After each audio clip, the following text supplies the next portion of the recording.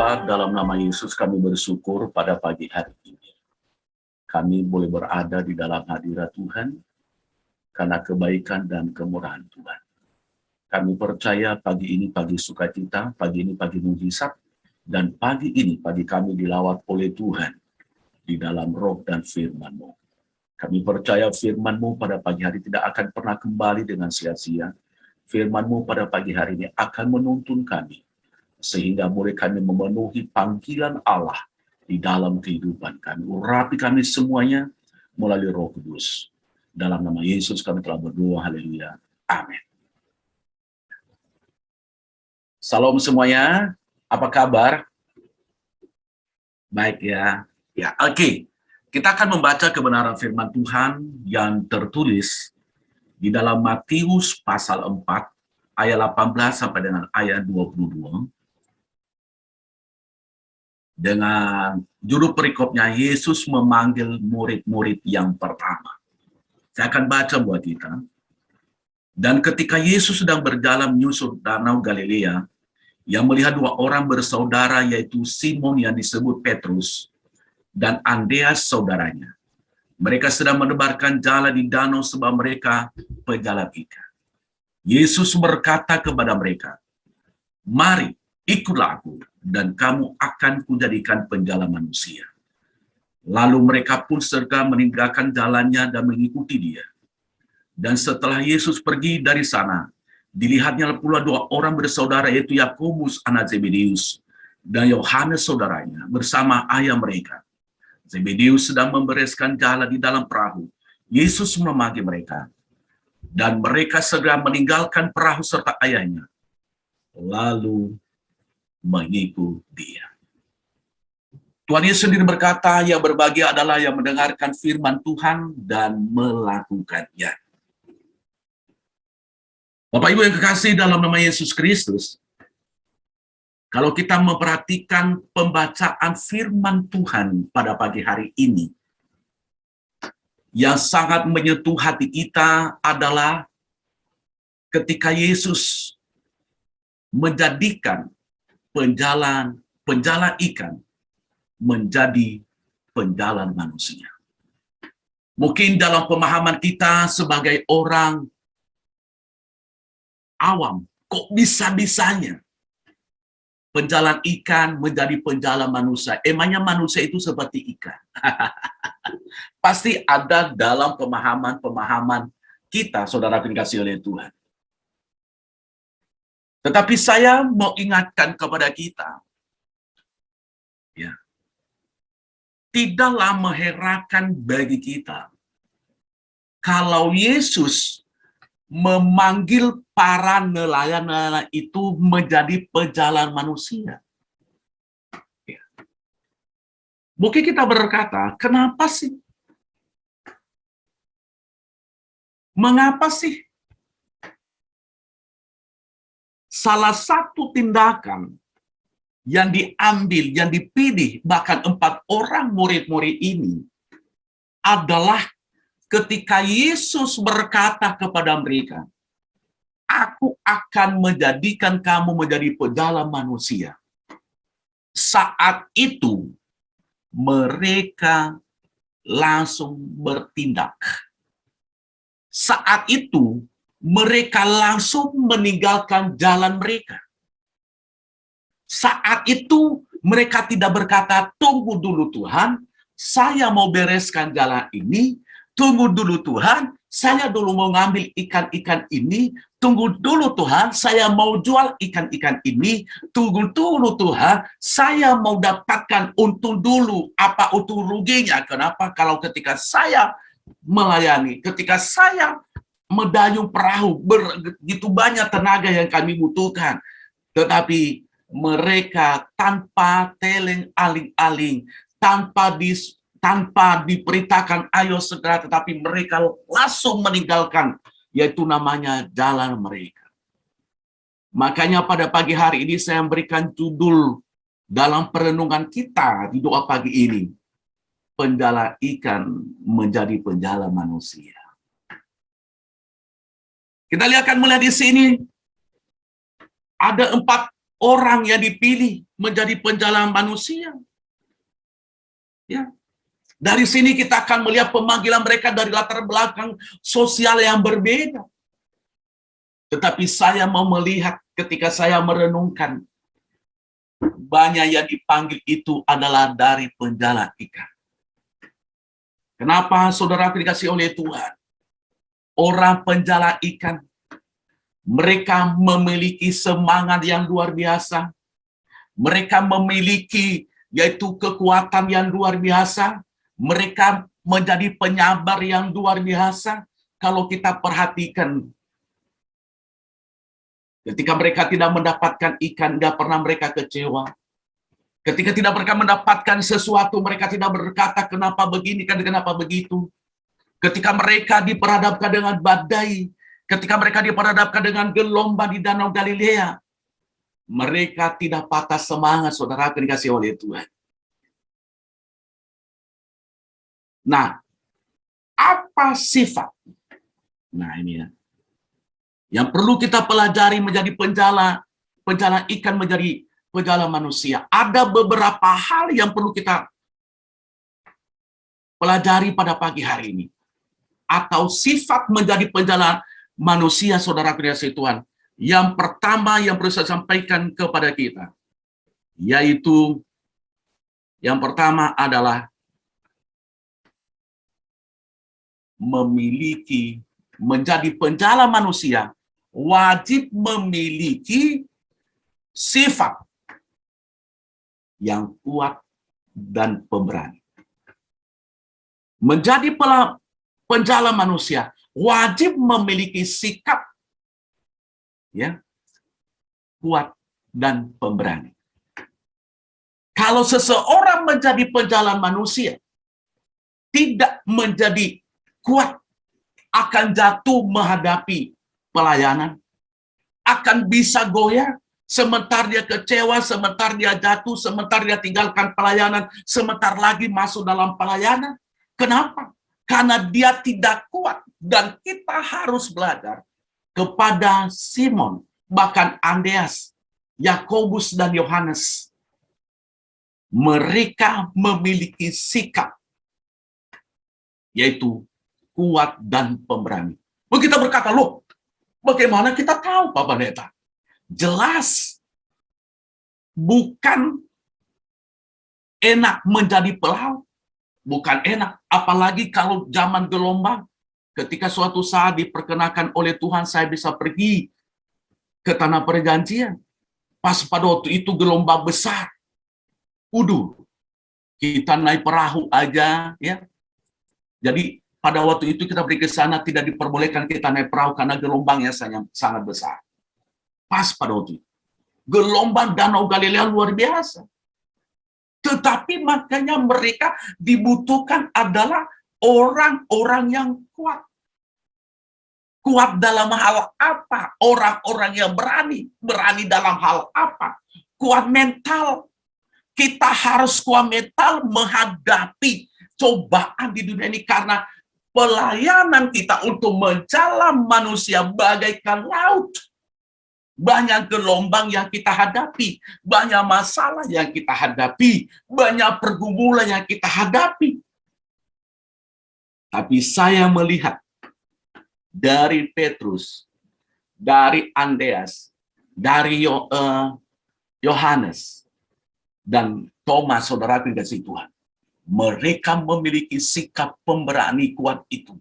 Walaupun ada badai, walaupun banyak gelombang, mereka berkata dalam hati, gelombang ini adalah sarana bagi saya untuk bisa mendapatkan ikan. Begitu juga kita di dalam pelayanan. Kita harus berkata, saudara kekasihi Tuhan, masalah, bahkan hinaan, fitnah dalam pelayanan, bahkan tantangan dalam pelayanan, saya harus berkata, sarana bagi saya untuk banyak menjangkau jiwa, sarana bagi saya untuk memenangkan jiwa, sarana bagi saya, saudara kekasihi Tuhan, untuk menjangkau jiwa lebih banyak lagi. Saudara kekasihi Tuhan, hamba-hamba Tuhan yang terkenal hari-hari ini, saya mau katakan, Banyak mereka menghadapi masalah sebelum mereka dipakai Tuhan dengan luar biasa. Banyak masalah. Difitnah, dicaci maki, direndahkan, bahkan macam-macam, saudaraku. Mungkin juga ada di antara jemaat yang memfitnah mereka. Ada yang berkatalah, makan uang gereja. Oh Tuhan Yesus. Ada yang berkatalah, begini pilih kasihlah. Ada yang berkata, dia mah hanya sama orang kaya. Fitnah macam-macam.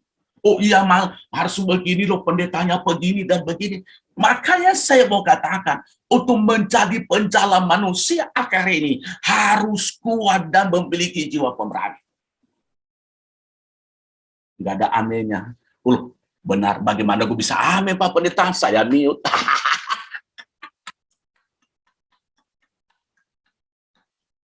Ya, itu dia.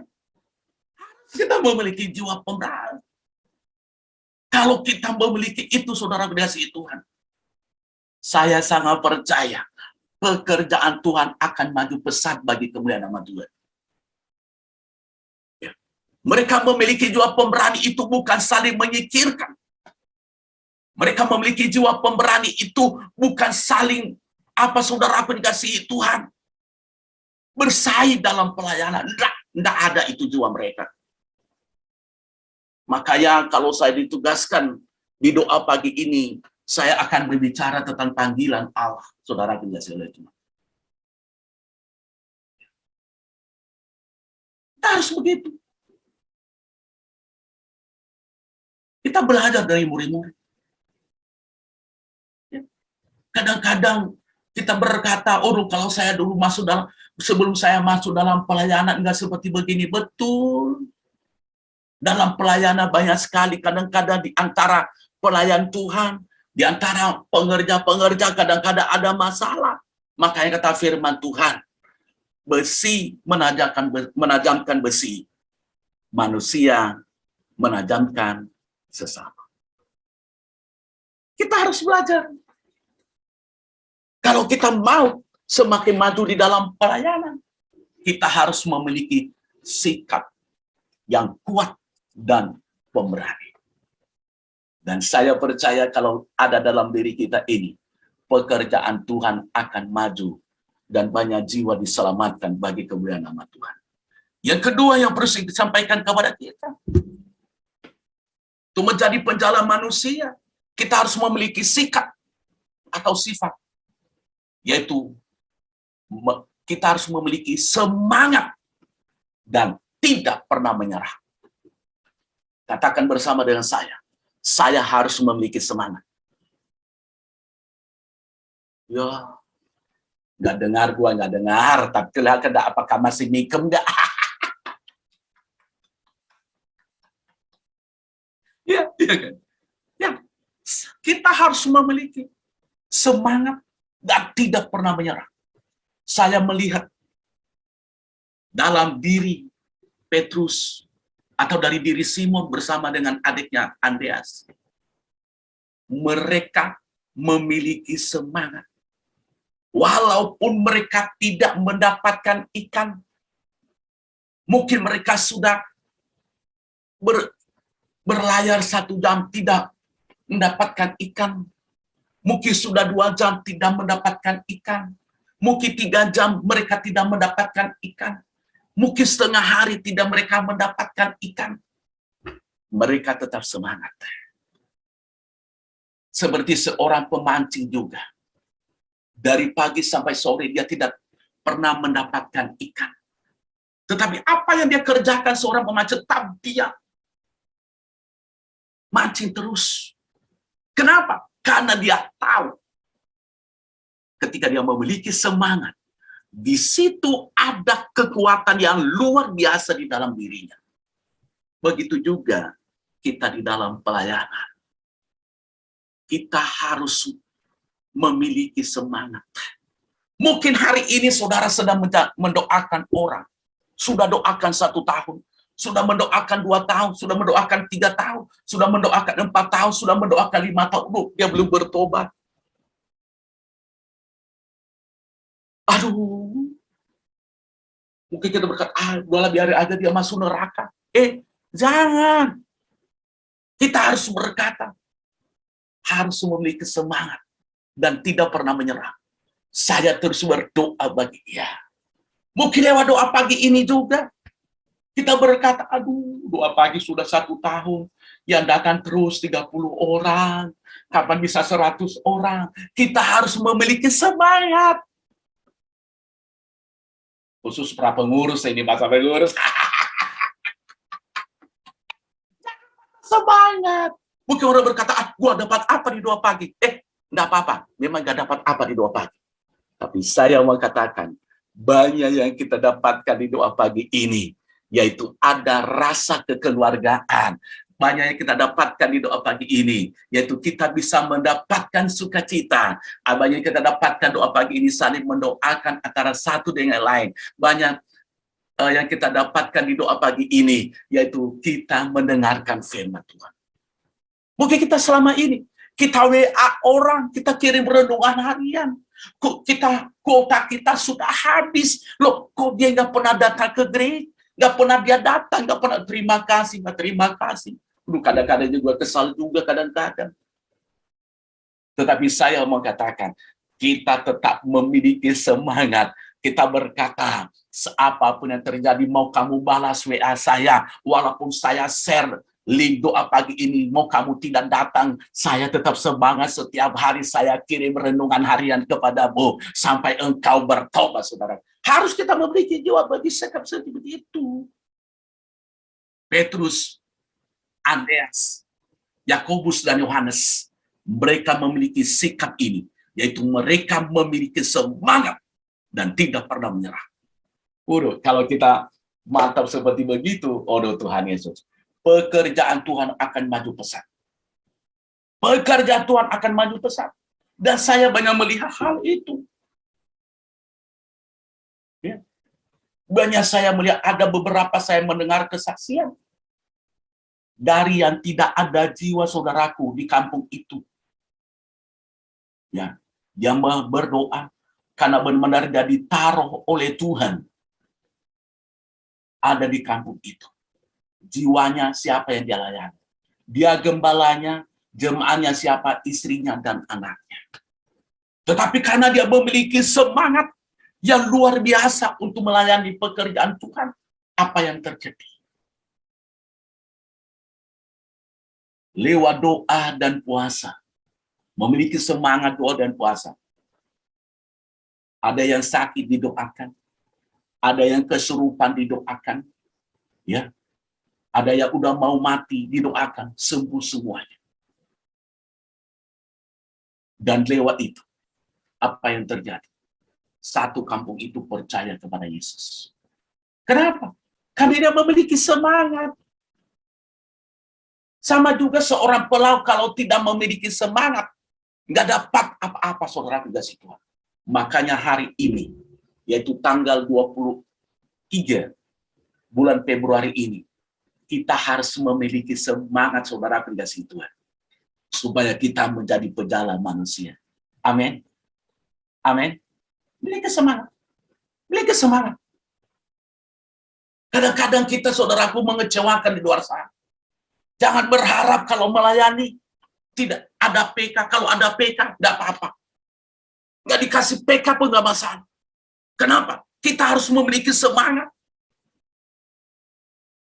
Mungkin orang berkata, Pak Eli pernah. Loh, kita makin sering hamba Tuhan. Nggak pernah kita harapkan seperti begitu.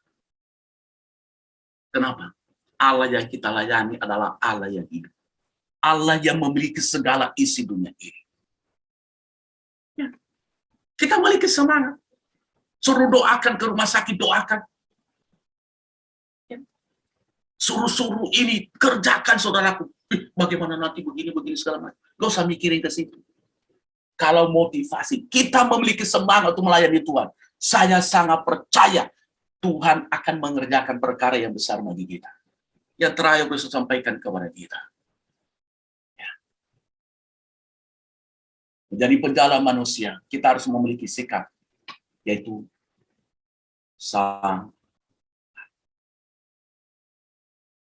untuk menjadi penjalan, saudara, kasih Tuhan. Petrus nggak gerasa gerusu kata orang. Bagaimana ini? Nggak gerasa gerusuk. Ayo kita pindah di sini. Ayo kita pindah di sini. Mungkin di sana banyak ikan. Mungkin di sini banyak ikan. Enggak.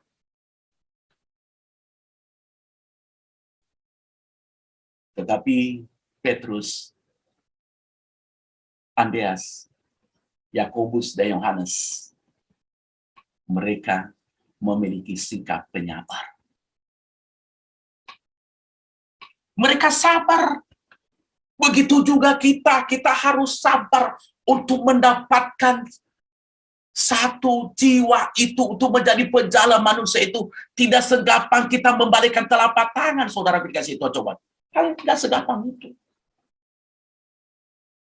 Tidak segampang itu.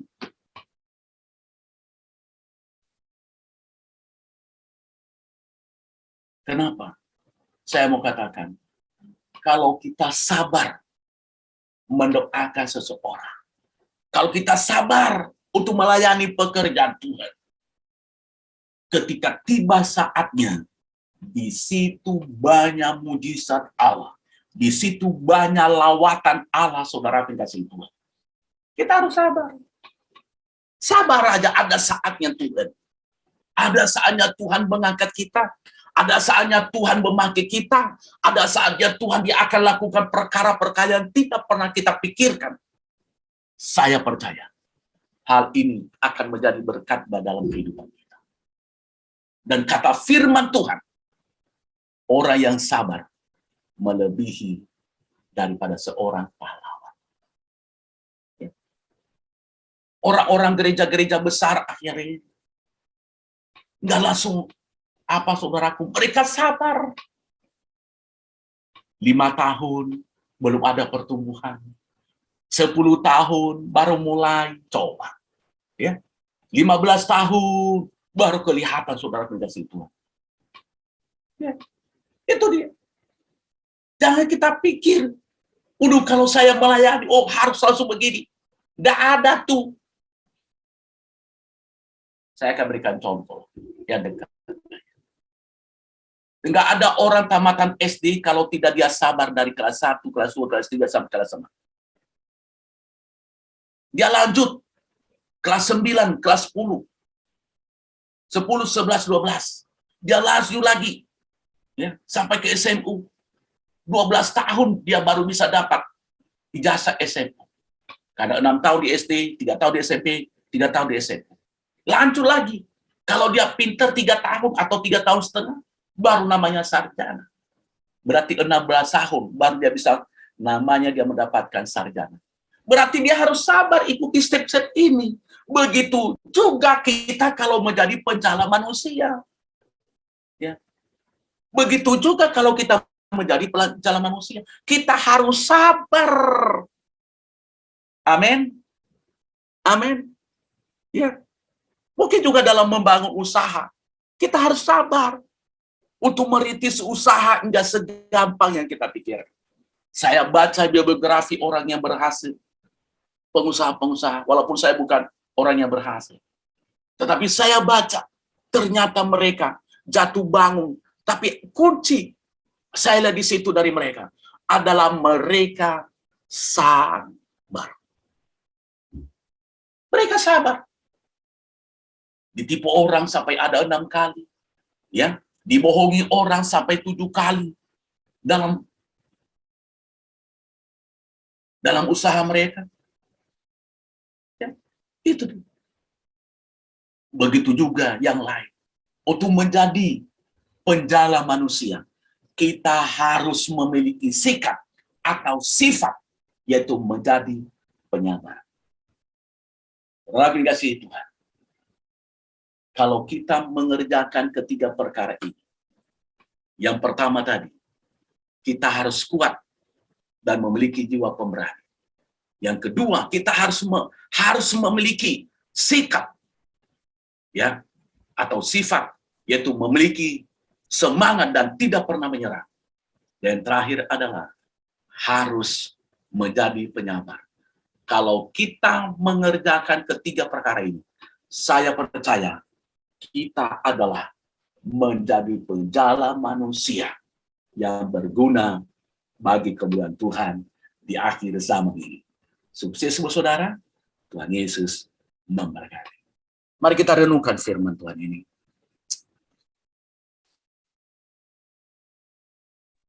Haleluya. Haleluya. Terima kasih Bapa di dalam nama Yesus. Kalau Engkau telah memanggil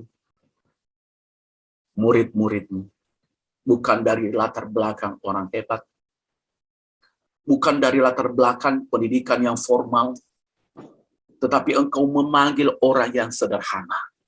Engkau memakai orang yang sederhana, karena mereka memiliki sikap atau sifat, yaitu mereka tetap kuat dan tidak pernah menyerah. Pemberani. Dan mereka juga tidak pernah menyerah. Dan mereka memiliki sikap atau sifat penyabar. Bapa, biarlah Kau Tuhan pakai kami hari ini untuk menjadi penjala manusia. Pakai hidup kami Tuhan, sehingga kami benar-benar dipakai oleh Tuhan. Kami tahu banyak masalah yang kami hadapi dalam pelayanan. Tetapi kami tidak takut karena kami percaya Tuhan menolong kami. Hamba-Mu berdoa buat anak-anak-Mu pada pagi hari. Kalau ada yang sakit, ya Allah, sembuhkan mereka. Biarlah darah Yesus menyembuhkan mereka. Karena tubuh mereka adalah tubuh ketebusan darah Yesus. Karena tubuh mereka adalah bayi Roh Kudus. Kami percaya Kau sumber kesembuhan bagi mereka. Allah memberkati usaha mereka. Allah memberkati ekonomi mereka. Allah memberkati juga rumah tangga mereka. Di dalam nama Yesus Kristus. Haleluya. Amin. Saya serahkan